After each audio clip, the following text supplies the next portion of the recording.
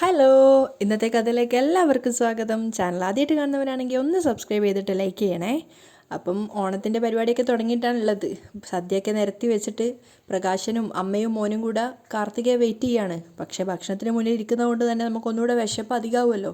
അതുകൊണ്ട് തന്നെ അമ്മൂമ്മ ചോദിക്കുന്നുണ്ട്, ഇനി എത്ര സമയം വെയിറ്റ് ചെയ്യണടാ, ഇതെത്ര നേരമായി കാത്തിരിക്കുന്നു? എന്തായാലും വിളിച്ചപ്പോൾ ഒരു 10-15 മിനിറ്റ് എന്നാണ് പറഞ്ഞത്. വരൂ അമ്മേ, കാത്തിരിക്കുക. എനിക്ക് വയ്യ അത്രയും നേരം ഒന്നും കാത്തിരിക്കാൻ, എനിക്ക് വിശക്കുന്നുണ്ട് അമ്മൂമ്മ പറയണം. അപ്പോൾ വിക്രം പറയുന്നുണ്ട്, എനിക്കും വിശക്കുന്നുണ്ട്.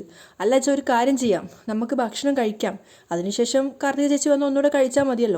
എടാ, അത് നല്ലതല്ലല്ലോ, അവൾ കയറി വരുമ്പോൾ നമ്മൾ കഴിക്കുന്ന കണ്ടാൽ മോശമല്ലേ? ഒരു മോശമില്ല, നമുക്ക് ആ ഇല കുത്തിയിട്ട് ഇതാക്കാം, എന്നിട്ട് കാർത്തിക ചേച്ചി വരുമ്പോൾ ഒന്നുകൂടെ കഴിക്കാം. അപ്പോഴും പ്രകാശന് സംശയമാണ്, എടാ നമ്മൾ കഴിക്കുന്നതിനിടയ്ക്ക് വന്നാലോ?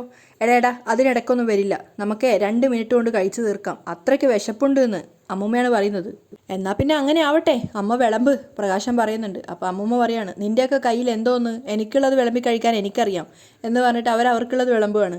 അപ്പോഴേക്കും പ്രകാശൻ വിക്രത്തിനോട് പറയുന്നുണ്ട്. അങ്ങനെ രണ്ടുപേരും വേണ്ടുന്നൊക്കെ എടുത്തെടുത്ത് വിളമ്പി കഴിക്കുകയാണ്.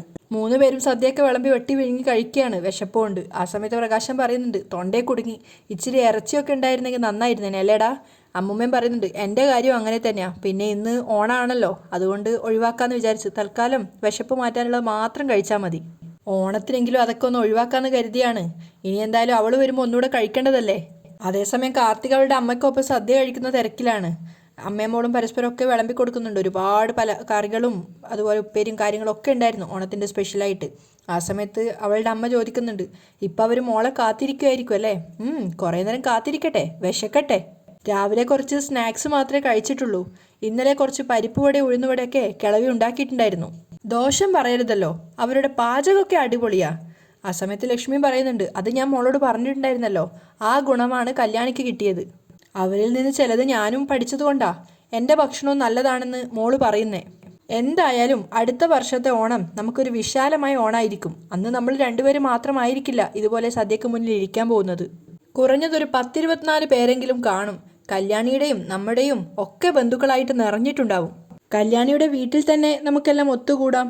ആ സമയത്ത് ലക്ഷ്മി പറയുന്നുണ്ട്, ഭാവിയെ പറ്റിയൊന്നും ഇപ്പോൾ തീരുമാനിക്കേണ്ട മോളെ. നമ്മുടെ ജീവിതത്തിൽ, പ്രത്യേകിച്ച് എൻ്റെ ജീവിതത്തിൽ നടന്നതൊക്കെ അപ്രതീക്ഷിത കാര്യങ്ങളാ. അതുകൊണ്ടെല്ലാം നടന്നിട്ടേ നടന്നു എന്ന് പറയാൻ പറ്റൂ. അപ്പം തന്നെ കാർത്തിക പറയുന്നുണ്ട്, ഇങ്ങനെ ചിന്തിക്കുന്നതാ കുഴപ്പം. അമ്മയുടെ ഈ ദാമ്പത്യം തകർന്നതിന് ശേഷം നമ്മളെല്ലാം പോസിറ്റീവായിട്ടാണ് ചിന്തിച്ചേ. അതുകൊണ്ട് നമുക്ക് തിരിച്ചടി ഒന്നും കിട്ടിയിട്ടില്ല, എല്ലാം അനുകൂലമായിട്ടേ വന്നിട്ടുള്ളൂ. ഇനിയും അതുപോലെ തന്നെ ആയിരിക്കും. അവർ രണ്ടുപേരും പരസ്പരം അങ്ങോട്ടും ഇങ്ങോട്ടും ഭക്ഷണം വാങ്ങിക്കൊടുക്കുകയൊക്കെ ചെയ്യാണ്. അതിനുശേഷം സങ്കടത്തോടെ ലക്ഷ്മി പറയുന്നുണ്ട്, മോളുടെ കുഞ്ഞുനാളിൽ ഇതുപോലെ ഓണസദ്യക്ക് മുന്നിലിരുന്ന് ഞാൻ ഒരുപാട് കരഞ്ഞിട്ടുണ്ട് മോളെ. എന്ന് വെച്ചാൽ അങ്ങനെയായിരുന്നു നമ്മുടെ ഓണമൊക്കെ. സാമ്പാറും അതിൻ്റെ കൂടെ 1-2 തോരനും കാണും, നേരാവണ്ണം പായസം പോലും കാണില്ല. ആ സമയത്ത് കാർത്തിക് പറയുന്നുണ്ട്, അന്നത്തെ കടമൊക്കെ ഇപ്പോൾ വീട്ടാൻ പറ്റുന്നുണ്ടല്ലോ അമ്മേ, അതൊന്നും ഓർക്കണ്ട, അമ്മ കഴിച്ചേ. രണ്ടുപേരും ഭക്ഷണം ആസ്വദിച്ച് കഴിക്കുകയാണ്. അതേസമയം അതേപോലെ തന്നെയാണ് പ്രകാശനും അമ്മൂമ്മയും വിക്രമൊക്കെ നല്ലോണം വെട്ടി വിഴുങ്ങിക്കൊണ്ടിരിക്കുകയാണ്. വളരെയധികം തിരക്ക് പിടിച്ചിട്ടാണ് അവർ കഴിക്കുന്നത്. ആ സമയത്താണ് ഹോണിൻ്റെ ശബ്ദം കേൾക്കുന്നത്. വിക്രം പറയുന്നുണ്ട്, അയ്യോ കാർത്തിക ചേച്ചി വന്നു എന്നാണ് തോന്നുന്നത്. അങ്ങനെ പെട്ടെന്ന് തന്നെ എല്ലാവരും കഴിക്കുന്ന ഇലയൊക്കെ മാറ്റി അവിടെയൊക്കെ തുടച്ച് വൃത്തിയാക്കി പുതിയ ഇലയും വിരിച്ചിട്ട് പഴയതുപോലെ ഇരിക്കുകയാണ്, കാർത്തികയും വെയിറ്റ് ചെയ്തിരിക്കുന്നത് പോലെ. കാർത്തിക കയറി വന്നപ്പോൾ തന്നെ അമ്മൂമ്മ പറയുന്നുണ്ട്, എൻ്റെ മോളെയും കാത്തിരിക്കാൻ തുടങ്ങിയിട്ട് കുറേ നേരമായി. ഇവർ വിശക്കുന്നു എന്ന് പറഞ്ഞ സമയത്ത് മോള് വന്നിട്ടേ കഴിക്കാൻ പാടുള്ളൂ എന്ന് ഞാൻ പറഞ്ഞതാ. അപ്പോൾ കാർത്തിക പറയുന്നുണ്ട്, അതെന്തിനാ, നിങ്ങൾക്ക് കഴിക്കാൻ പാടില്ലായിരുന്നോ? അതെന്തൊരു കഴിക്കലാ മോളെ ഞാൻ ഏറ്റെടുത്തതിന് ശേഷം, അല്ല ഞങ്ങൾ ഏറ്റെടുത്തതിന് ശേഷം ആദ്യത്തെ ഓണായത്. പ്രകാശം മനസ്സ് തട്ടിയാണ് പറയുന്നത്. മോള് വരാതെ ഞങ്ങൾ സദ്യ കഴിക്കുക എന്ന് പറഞ്ഞാൽ അതൊരു ശരിയായ നടപടിയല്ല അല്ലേടാ? വിക്രത്തിനോട് ചോദിക്കുകയാണ്. വിക്രം പറയുന്നുണ്ട്, അതെ. പിന്നെ അമ്മൂമ്മ വിശക്കുന്നു എന്ന് പറഞ്ഞിട്ടും എത്ര വിശന്നാലും ചേച്ചി വന്നിട്ട് കഴിച്ചാൽ മതിയെന്ന് പറഞ്ഞത് ഞങ്ങളാ. വിക്രം അമ്മൂമ്മക്കിട്ടൊരു കൊട്ട് കൊടുക്കുകയാണ്. അപ്പോൾ അമ്മൂമ്മ ഇങ്ങനെ ദേഷ്യത്തോടെ അവനെ നോക്കുന്നുണ്ട്. അപ്പോൾ കാർത്തിക പുഞ്ചിരിച്ചുകൊണ്ട് അമ്മൂമ്മയെ നോക്കിക്കൊണ്ട് പറയാണ്, വിശപ്പ് വന്നു കഴിഞ്ഞാൽ ദൈവം തമ്പുരാൻ വരുമെന്ന് പറഞ്ഞാലും ഭക്ഷണം കഴിക്കാം, അതിനാരെയും കാത്തിരിക്കണ്ടെന്നേ. അപ്പോൾ അമ്മൂമ്മ പറയുന്നുണ്ട്, ദൈവം തമ്പുരാൻ വരുമെന്ന് പറഞ്ഞാൽ ഞങ്ങൾ കാത്തിരിക്കത്തില്ല, പക്ഷേ മോള് വരുമെന്ന് പറഞ്ഞാൽ ഞങ്ങൾ കാത്തിരിക്കും. മോള് കഴിച്ചു തുടങ്ങിയിട്ടേ ഞങ്ങൾ കഴിക്കൂ. അപ്പോൾ കാർത്തിക പുഞ്ചിരിക്കുകയാണെങ്കിൽ അവളുടെ മനസ്സിൽ പറയുന്നുണ്ട്, ഇവിടെ കഴിച്ചൊരു ലക്ഷണം കാണുന്നുണ്ടല്ലോ. ആ സമയത്ത് അമ്മൂമ്മ പറയാണ്, മോളെ ആലോചിച്ച് നിൽക്കാതെ പോയി കയ്യും മുഖവും കാലൊക്കെ കഴുകിയിട്ട് വന്നിട്ട് ഇരുന്ന് കഴിക്കേ. അപ്പോൾ പ്രകാശൻ അവളോട് പോകാൻ പറഞ്ഞപ്പോൾ അവൾ വേഗം ബാത്റൂമിലേക്ക് പോവാണ്. കാർത്തിക പോയതിനു ശേഷം പ്രകാശൻ പറയുന്നുണ്ട്, അമ്മ അവിടെ ഇരിക്ക്, ഇനി ഒറിജിനലായിട്ട് വിളമ്പ്, അങ്ങനെ എല്ലാവരുടെയും 4 പേരുടെയും ഇലയിലേക്കായിട്ട് സദ്യ വിളമ്പുകയാണ്. ആ സമയത്ത് മുത്തശ്ശി അമ്മൂമ്മ പറയുന്നുണ്ട്, സാമ്പിള് വെടിക്കെട്ട് കഴിഞ്ഞു, ഇനി വേണം ഒറിജിനലായിട്ട് വെട്ടി വിഴുങ്ങാൻ. മാവേലി നാടു വാണിടും കാലം മനുഷ്യരെല്ലാവരും ഒന്നുപോലെ എന്നൊക്കെ പാട്ടൊക്കെ പാടിയിട്ട് പ്രകാശനോടും മോനോടൊക്കെ ഏറ്റുപാടാൻ പറയുന്നുണ്ട്. കാർത്തിക വന്നിട്ട് അവൾ പുഞ്ചിരിച്ചുകൊണ്ട് ചോദിക്കുന്നുണ്ട്, ആഹാ ഇതെന്താ ഇങ്ങനെയൊക്കെ പാടിയിട്ട് ഞങ്ങൾ ഭക്ഷണം കഴിക്കാറുള്ളൂ, ഓണത്തിന് മഹാബലി വരും എന്നല്ല ഐതിഹ്യം. അപ്പം പ്രകാശന് പറയുന്നുണ്ട്, ഇനി എന്തൊക്കെ മോള് കാണാൻ കിടക്കുന്നു. അങ്ങനെ പ്രകാശൻ പറയാണ് അമ്മയോട് കാർത്തികയെ കൂടി ചോറ് വിളമ്പാൻ. ഓ ഞാനത് മറന്നുപോയി എന്നൊക്കെ പറഞ്ഞിട്ടാണ് അവർ വീണ്ടും ചോറ് വിളമ്പുന്നത്. ആ സമയത്ത് കാർത്തിക പറയുന്നുണ്ട്, അച്ഛനും അമ്മമ്മയൊക്കെ ആദ്യം കഴിച്ചു തുടങ്ങ്. ഇല്ല മോളെ, മോള് കഴിച്ചാലേ ഞങ്ങൾ കഴിക്കുള്ളൂ. അത് കേട്ടതും കാർത്തിക ഒരു വായിലേക്ക് ഭക്ഷണം എടുക്കുകയാണ്. അപ്പോൾ പിന്നെ അതിനുശേഷം അവരെല്ലാവരും കഴിക്കാൻ തുടങ്ങുന്നുണ്ട്. അപ്പോഴേ ഇത് കഴിഞ്ഞിട്ട് നല്ലൊരു കാര്യം നടക്കാൻ പോവുക, അറിയാലോ, നമ്മുടെ കമ്പനിയുടെ ഉദ്ഘാടനം. എല്ലാവരും നിറഞ്ഞ മനസ്സോടെ സന്തോഷിക്കുകയാണ്. പ്രകാശൻ പറയുന്നുണ്ട്, സന്തോഷമുള്ള കാര്യമല്ലേ, ഞങ്ങൾ മുന്നിൽ തന്നെ കാണും. ഞാനല്ല കമ്പനി നോക്കാൻ പോകുന്നത്, അച്ഛനും മോനും കൂടിയാ. കമ്പനിയുടെ MD വിക്രമാ.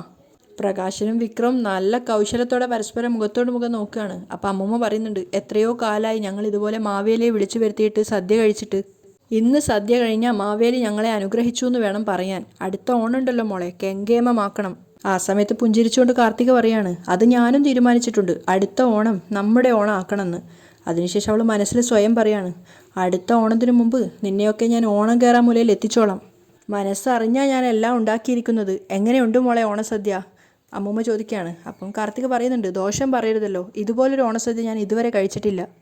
അപ്പം അമ്മൂമ്മ സന്തോഷത്തോടെ പറയാണ്, എൻ്റെ മോളെ, ആ കല്യാണി എന്ന് പറയുന്നവൾ കിരണിൻ്റെ കമ്പനിയിലെ ക്യാൻറ്റീനിൽ ഭക്ഷണം വെച്ച് വിളമ്പിക്കൊടുത്താ അവൻ്റെ മനസ്സിലേക്ക് ആദ്യം കയറി പറ്റിയത്. അല്ല, അവളെ ഭക്ഷണം രുചിയോടെ ഉണ്ടാക്കാൻ പഠിപ്പിച്ചു കൊടുത്തത് ആരാ? അവളിപ്പോൾ അമ്മൂമ്മ എന്ന് വിളിക്കാൻ മടിക്കുന്ന ഞാനാ.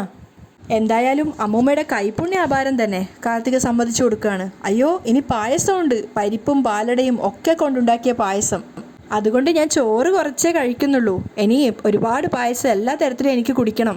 കാർത്തിക പുഞ്ചിരിച്ചോട് പറയാണ്. അപ്പം അമ്മൂമ്മ ഒത്തിരി സന്തോഷത്തോടെ ചിരിക്കുന്നുണ്ട്. ആ സമയത്ത് കാർത്തിക ചിന്തിക്കുകയാണ്, എന്ന് വെച്ചാൽ നിൻ്റെയൊക്കെ ജീവിതം പരിപ്പും പാലടയൊക്കെ പോലെ ആവാൻ പോവാണെന്ന്. അതേസമയം രൂപയുടെ വീട്ടിലും അത്യുഗ്രൻ ഓണസദ്യ തന്നെയാണ് ഒരുക്കിയിട്ടുണ്ടായിരുന്നത്. എല്ലാവരും നിരന്നിരുന്ന് ഓണസദ്യ കഴിക്കുകയാണ്. യാമിനിയും അതുപോലെ കിരണിൻ്റെ വീട്ടിലെ ജോലിക്കാരിയായിട്ടുള്ള ചേച്ചിയാണ് വിളമ്പിക്കൊടുക്കുന്നത്. അപ്പോൾ ആ സമയത്ത് അവരോടും പറയുന്നുണ്ട്, ഇന്നാരും വിളമ്പുകാരൊന്നും ആവണ്ട, എല്ലാവരും ഇരിക്കുക. എല്ലാവരും സദ്യ കഴിക്കുന്ന സമയത്താണ് രൂപ പറയുന്നത്, ഇന്ന് ഡൽഹിയിൽ കല്യാണിക്കും നല്ല അടിപൊളി ഓണസദ്യയാണ്, പക്ഷെ അതിനുശേഷമുള്ള കോമ്പറ്റീഷനാണ് നമുക്കൊക്കെ ടെൻഷൻ ഉണ്ടാക്കുന്നത്. അപ്പം തന്നെ സോണി പറയുന്നുണ്ട്, അവൾ മിടിക്കുക അമ്മേ, 1ാം സ്ഥാനത്ത് എത്തിയില്ലെങ്കിലും 2ലോ 3ലോ വരും എന്നുള്ള കാര്യം ഉറപ്പാ. അപ്പം യാമിനി പറയുന്നുണ്ട്, അതിരിക്കട്ടെ, സദ്യ എങ്ങനെയുണ്ട്? ഞാനും ചേച്ചിയും കൂടെ ഉണ്ടാക്കിയത്, പിന്നെ കല്യാണി മോളുടെ അമ്മയും സഹായിച്ചു. അപ്പം സേനന പറയുന്നത്, തൃപ്തിയോടെയാണ് കഴിക്കുന്നത്, കഴിച്ചു കഴിഞ്ഞാലും ആ തൃപ്തി ഉണ്ടാവും, പോരെ. എല്ലാവരും മനസ്സ് നിറഞ്ഞ് ഓണസദ്യ കഴിക്കുകയാണ്. അതേസമയം LK കമ്പനിയുടെ ഉദ്ഘാടനം നടക്കുകയാണ്. ആ സമയത്ത് കാർത്തിക പറയുന്നുണ്ട്, എല്ലാവർക്കും ഒരിക്കൽ കൂടി കമ്പനിയുടെ MDയെ പരിചയപ്പെടുത്തുവാണ്. വിക്രമാണ് ഈ കമ്പനിയുടെ MD. വിക്രം തലയെടുപ്പോടെ നിൽക്കുകയാണ്. ആ സമയത്ത് കാർത്തിക പറയുന്നുണ്ട്, കമ്പനിയുടെ മേൽനോട്ടം അച്ഛനായിരിക്കും, ഇവരുടെ 2 പേരുടെയും നിർദ്ദേശം അനുസരിച്ചായിരിക്കും കമ്പനി മുന്നോട്ട് പോകുന്നത്. അത് കേട്ടതും പ്രകാശനും ഒന്നുകൂടെ തലയെടുപ്പോടെ നിൽക്കുകയാണ്. ഈ നാട്ടിലെ ഏറ്റവും വലിയ കൺസ്ട്രക്ഷൻ കമ്പനി സരയു കൺസ്ട്രക്ഷൻ എന്ന പേരിൽ ആരംഭിച്ച് ഇപ്പോൾ RS കൺസ്ട്രക്ഷൻ ആയിട്ടുള്ള പുതിയ കമ്പനിയാണ്. ആരെയും തകർക്കാൻ വേണ്ടിയല്ല നമ്മൾ ഈ ഫീൽഡിൽ വന്നിരിക്കുന്നത്, എന്നാൽ ആർക്കും പിന്നിൽ പോവാനുമല്ല. അതുകൊണ്ട് തന്നെ ഈ ഫീൽഡ് നമ്മൾ പിടിച്ചടക്കണം. സാമ്പത്തിക തകർച്ച എത്രയുണ്ടെന്ന് പറഞ്ഞാലും ഈ ഫീൽഡിന് ഒരു കുറവുമില്ല. അതുകൊണ്ട് തന്നെ ഒന്ന് ശ്രദ്ധിച്ചാൽ നമുക്ക് മുന്നിൽ എത്താവുന്നതേ ഉള്ളൂ. എന്നാൽ പിന്നെ നമുക്ക് കാര്യങ്ങളിലേക്ക് കടക്കാം. ആരാണ് ആദ്യം തിരിതെളിയിക്കുന്നത്? അപ്പം തന്നെ പ്രകാശം ഭവ്യതയോടെ പറയുന്നുണ്ട്, അയ്യോ അതെന്ത് ചോദ്യം മോളെ, മോള് തന്നെയാണ് തിരിതെളിയിക്കേണ്ടത്. ആ സമയത്ത് അവൾ വെറുപ്പോടെ ചിന്തിക്കുന്നുണ്ട്, കാർത്തിക ഫുഡ്സിൻ്റെ തിരിതെളിയിച്ചത് സൂര്യോദയത്തിന് മുമ്പ് എൻ്റെ അമ്മയാ. ഇവിടെയും അതങ്ങനെ തന്നെയായിരുന്നു. അതുകൊണ്ട് ഇനിയിപ്പോൾ ആര് കൊളുത്തിയാലും കുഴപ്പമില്ല. അപ്പം വിക്രം ചോദിക്കുന്നുണ്ട്, ചേച്ചി എന്താ ആലോചിക്കുന്നേ? അല്ല, അച്ഛൻ അങ്ങനെ പറഞ്ഞത് ശരിയായില്ല. ഇവിടെ ആദ്യം തിരിതെളിയിക്കേണ്ടത് അച്ഛനാ, പിന്നെ നീയും. വിക്രത്തിനെ കാണിച്ചുകൊണ്ടാണ് കാർത്തിക പറയുന്നത്. അത് കേട്ടതും പ്രകാശനും വിക്രത്തിനും ഒത്തിരി സന്തോഷമാവുകയാണ്. അപ്പം കാർത്തിക പറയുന്നുണ്ട്, നീയാണ് ഈ കമ്പനിയുടെ MD, അത് കഴിഞ്ഞിട്ടേ ഞാൻ കൊളുത്തുന്നുള്ളൂ. അപ്പം പ്രകാശം ഭവ്യതയോടെ പറയാണ്, മോളെ, ഈ കമ്പനി തന്നെ മോളുടെ കാശ് കൊണ്ടുണ്ടാക്കിയ കമ്പനിയാണ്, അപ്പോൾ പിന്നെ മോളല്ലേ ആദ്യം തിരികൊളുത്തേണ്ടത്. പോരാ, ഞാൻ പറയുന്നത് 2 ആളും കേൾക്കണം. അപ്പോൾ പ്രകാശം ചിരിച്ചുകൊണ്ട് പറയാണ്, മോളുടെ ഇഷ്ടം അങ്ങനെയാണെങ്കിൽ എങ്കിൽ പിന്നെ അങ്ങനെ തന്നെ ആയിക്കോട്ടെ. അങ്ങനെ ആദ്യം പ്രകാശം തന്നെ തിരികൊളുത്തിയിട്ട് അയാൾ മനസ്സൊരുക്കി പ്രാർത്ഥിക്കുന്നുണ്ട്. ആ സമയത്ത് അവർ കാണാത്ത രീതിയിലായിട്ട് കാർത്തികയുടെ അമ്മ ലക്ഷ്മി മാറി നിന്ന് നോക്കുന്നുണ്ടായിരുന്നു വെറുപ്പോടുകൂടി പ്രകാശനെ. അപ്പോൾ കാർത്തിക അമ്മയ്ക്ക് കാണിച്ചു കൊടുക്കുകയാണ്. രണ്ടാമതായിട്ട് വിക്രവും അത് കഴിഞ്ഞ് മൂന്നാമതായിട്ട് കാർത്തികൻ തിരികൊളുത്തുകയാണ്. അതിനുശേഷം അവിടെയുള്ള ബാക്കിയുള്ള ആൾക്കാർക്ക് കൂടി ഇത് കൊടുക്കുന്നുണ്ടായിരുന്നു. അതിനുശേഷം മധുരം കൊടുക്കുകയാണ്. അതൊക്കെ മാറി നിന്നിട്ട് ലക്ഷ്മി കാണുന്നുണ്ടായിരുന്നു. അവസാനം കാർത്തിക പറയുന്നുണ്ട്, വിക്രം ഇനി ഐശ്വര്യമായിട്ട് നീ നിൻ്റെ ജോലി തുടങ്ങിക്കോ. പിന്നെ പരസ്യമൊക്കെ ഞാൻ പത്രക്കാർക്ക് കൊടുത്തിട്ടുണ്ട്. അത് വേണം മോളെ, നന്നായിട്ട് പരസ്യം ചെയ്യണം. പ്രകാശം പ്രൊമോട്ട് ചെയ്യാണ്. ഈ പരസ്യമൊക്കെ കണ്ടിട്ട് RS കൺസ്ട്രക്ഷൻസ് ഞെട്ടണം. അപ്പോൾ കാർത്തിക പറയുന്നുണ്ട്, അവരെ ഞെട്ടിക്കുന്നത് പരസ്യം കൊണ്ടാവരുത്, നമ്മുടെ വളർച്ച കൊണ്ടാവണം. എന്തായാലും ഇനി കമ്പനി വളരുകയുള്ളൂ മോളെ. എൻ്റെ മോൻ MD ആയതിനു ശേഷം ഒരിക്കലും കമ്പനി താഴോട്ടേക്ക് പോവില്ല. പ്രകാശം ഭയങ്കര കോൺഫിഡൻസോട് കൂടിയാണ് പറയുന്നത്. അത് കേട്ടതും വിക്രവും പറയുന്നുണ്ട്, അതെ ചേച്ചി, 101% ആത്മാർത്ഥതയോടുകൂടി ഞാൻ മുന്നോട്ട് പോയിരിക്കും. അത് 100% ഗ്യാരണ്ടിയാ. പ്രകാശൻ അഭിമാനത്തോടെ പറയാണ്. അതിനുശേഷം അവിടെ നിന്നൊരു സ്റ്റാഫിനോട് പറയുന്നുണ്ട്, നീ ഇതിൻ്റെ വീഡിയോ ഒക്കെ എടുത്തിട്ടുണ്ടായിരുന്നല്ലോ, അതൊക്കെ എനിക്ക് ഒന്ന് അയച്ചു തരണം. ഒരു പരസ്യം കൂടി ആയിക്കോട്ടെ. ആ സമയത്ത് അവിടെ മാറി നിന്നിട്ടുണ്ടായിരുന്ന ലക്ഷ്മി അവിടുന്ന് പോവുകയാണ്. അതിനുശേഷം കാർത്തിക അമ്മയെ കാണാൻ വരുന്ന സമയത്ത് അവർ ദേഷ്യത്തോടെ പറയുന്നുണ്ട്, എന്തൊരു സന്തോഷമായിരുന്നു അവിടെ അച്ഛൻ്റെയും മോൻ്റെയും മുഖത്ത്. ലോകം പിടിച്ചടക്കിയ പ്രതീതിയായിരുന്നു. അപ്പോൾ കാർത്തിക പറയുന്നുണ്ട്, ആ സന്തോഷമല്ലേ നമ്മൾ പ്രതീക്ഷിക്കുന്നേ. ഇനി ഉണ്ടാവാൻ പോകുന്നത് സമാനതകളില്ലാത്ത തകർച്ചയല്ലേ അമ്മേ. പിന്നെ ഇന്നത്തെ ഉദ്ഘാടനത്തിൻ്റെ വീഡിയോസ് പ്രകാശനും വിക്രവും എല്ലാവർക്കും സെൻഡ് ചെയ്യുന്നുള്ള കാര്യം ഉറപ്പാണ്. അത് കാണുമ്പോൾ കല്യാണിക്കൊക്കെ സങ്കടമാവും. അവർക്കറിയാലോ അർഹതയില്ലാത്ത സ്ഥാനത്താണ് വിക്രം കയറിയിരിക്കുന്നതെന്ന്.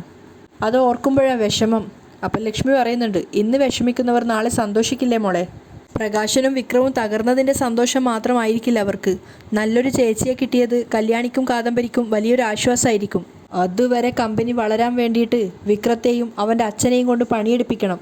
അതുവരെ അവർക്ക് ഭക്ഷണം മാത്രം കൊടുത്താൽ മതി, ശമ്പളമൊന്നും കൊടുക്കരുത്. പിന്നെ സംശയം തോന്നാതിരിക്കാൻ അത്യാവശ്യത്തിന് കാശ്. കമ്പനി വളരുമ്പോൾ ലക്ഷങ്ങളും കോടികളും സമ്പാദ്യം ഉണ്ടാകുമ്പോൾ ഷെയർ കിട്ടുമെന്ന് കരുതി കാത്തിരിക്കട്ടെ. ഒരു ഡോക്യുമെൻറ്റിലും വിക്രത്തിൻ്റെ പേര് വെക്കരുത്. അവൻ്റെ നെയിം ബോർഡിൽ മാത്രമേ വിക്രമാണ് MD എന്നുള്ള പേരുണ്ടാവാൻ പാടുള്ളൂ. ബാക്കി എല്ലാ ഒഫീഷ്യൽ ഡോക്യുമെൻറ്റിലും മോളുടെ പേര് മാത്രമേ വരാവൂ. അതിലൊന്നും എനിക്ക് പിഴവ് പറ്റില്ലമ്മേ. എല്ലാം കണ്ടറിഞ്ഞ് ചെയ്തോളാം. എന്തായാലും ആ കൺസ്ട്രക്ഷൻ കമ്പനി വളർച്ചയിലേക്ക് തന്നെ പോവണം. കിരണിൻ്റെ അച്ഛൻ്റെ കമ്പനിയും അമ്മയുടെ കമ്പനിയും ലയിച്ചിട്ടാണ് ഇപ്പോൾ RS കൺസ്ട്രക്ഷൻ രൂപപ്പെട്ടത്. അതിൻ്റെ കൂടെ നമ്മുടെ കമ്പനിയും കൂടി ചേർന്ന് കഴിഞ്ഞാൽ അതൊരു വൻ വിജയമായിരിക്കും. അടുത്ത ഓണത്തിന് മുമ്പ് എല്ലാം കഴിയണം. പിന്നെ ഇപ്പോൾ അച്ഛനും മോനും റെസ്റ്റോറൻറ്റിൽ വെയിറ്റ് ചെയ്യുക. ഒരു ക്ലയൻറ്റിനെ കാണാനുണ്ടെന്ന് പറഞ്ഞിട്ടാണ് ഞാൻ ഇങ്ങോട്ടേക്ക് വന്നത്. അപ്പോൾ വിക്രത്തിന് നിർബന്ധം ഇനി ക്ലയൻറ്റിനെയൊക്കെ അവനും കാണണമെന്ന്. പിന്നെ ചെന്നൈയുമായിട്ട് ബന്ധപ്പെട്ട ചർച്ചയാണെന്ന് പറഞ്ഞപ്പോൾ അവൻ വന്നില്ലെന്നേ ഉള്ളൂ. ഇനി മെല്ലെ അമ്മ അവർക്ക് മുന്നിൽ പ്രത്യക്ഷപ്പെടണം. എങ്ങനെ? ലക്ഷ്മി ഒരു ഞെട്ടലോട് ചോദിക്കുന്നുണ്ട്. എൻ്റെ അമ്മയായിട്ടല്ല, അമ്മ ഈ നാട്ടിലുണ്ടെന്നൊരു ധാരണ അവർക്ക് മുന്നിൽ പ്രത്യക്ഷപ്പെടുത്തണം. ചെറുതായിട്ടൊന്ന് ഭയക്കണം പ്രകാശനും അയാളുടെ അമ്മയും. വിക്രത്തിന് പിന്നെ അമ്മയെ അറിയില്ലല്ലോ. അപ്പം ലക്ഷ്മി പറയുന്നുണ്ട്, അയാൾക്ക് ഇങ്ങനൊരു ആദ്യ ഭാര്യ ഉണ്ടെന്ന് ആർക്കും അറിയില്ല. ശിവകാശിയിൽ പടക്ക കമ്പനിയിൽ ജോലി ചെയ്യാൻ വന്ന അവൻ എന്നെ കണ്ട് ഇഷ്ടപ്പെട്ട് കല്യാണം കഴിച്ചതല്ലേ. 1.5 വർഷം ഒന്നിച്ച് ജീവിച്ചിട്ട് മോള് ജനിച്ചപ്പോൾ മോളെ കൊണ്ടുപോയി ഓടയിലിട്ടിട്ട് അമ്മയും മോനും കടന്നു കളയുകയും ചെയ്തു. അന്ന് മോളെ കിട്ടിയില്ലായിരുന്നെങ്കിൽ അവൻ്റെ ജീവിതം ഞാൻ നശിപ്പിച്ചേനെ. പിന്നെ മോളെ കിട്ടിയപ്പോൾ എനിക്ക് തോന്നി അവരെ പോലൊരു അച്ഛനും മുത്തശ്ശിയും മോൾക്കില്ലാത്തതാ നല്ലതെന്ന്. കഴിഞ്ഞതൊക്കെ ഇന്നലത്തെ പോലെ എൻ്റെ മനസ്സിലുണ്ട്. അതുകൊണ്ട് വിടില്ല ഞാൻ അവനെ മാത്രമല്ല അവനെയും അവൻ്റെ കുടുംബത്തെയും. അപ്പോൾ കാർത്തികേയൻ പറയുന്നുണ്ട്, എന്നിട്ടും ഇവിടെ വന്ന് രണ്ടാമതൊരു വിവാഹം കഴിച്ചതിന് ശേഷം അയാളുടെ സ്വഭാവത്തിൽ എന്തെങ്കിലും മാറ്റം വന്നിട്ടുണ്ടായിരുന്നെങ്കിൽ സഹിക്കായിരുന്നു. അതുണ്ടായില്ലല്ലോ. അതുകൊണ്ട് ഇനിയൊരു കോംപ്രമൈസിൻ്റെയും ആവശ്യമില്ല. എന്തായാലും അമ്മ സഞ്ചരിക്കുന്ന റൂട്ട് തന്നെയാണ് ശരി. ഞാൻ കാത്തിരിക്കുന്നവരെ ഞാൻ മുഷിപ്പിക്കുന്നില്ല. ഞാൻ എന്തായാലും പോയിട്ട് വരാമേ. ശരി മോളെ. ലക്ഷ്മി മകളെ യാത്രയാക്കാണ്. അവിടെയാണ് ഇന്നത്തെ എപ്പിസോഡ് വൈൻഡപ്പ് ചെയ്യുന്നത്.